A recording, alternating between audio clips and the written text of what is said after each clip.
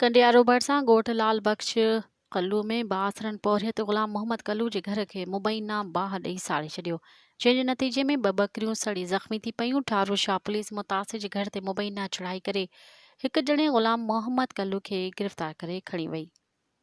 इन सिलसिले में बासरन ऐं ठारो शाह पुलिस ख़िलाफ़ मुतासिर ॻोठाणनि पारां नेशनल प्रेस क्लब अॻियां एहतिजाजी मुज़ाहिरो कयो वियो।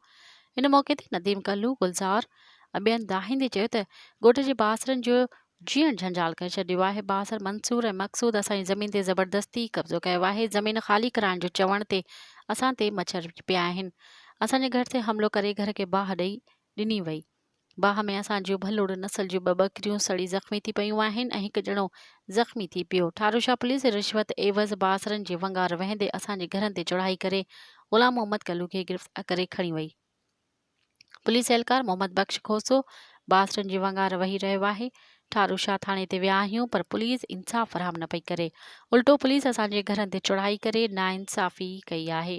उन्हनि DIG शहीद बेनज़ीराबाद SSP नौशर फ़िरोज़ समेत वसवारनि खां मुतालबो कयो त मामले जो नोटिस वठी ठारो शाह पुलिस ऐं बासरन ख़िलाफ़ क़दम खयो वञे।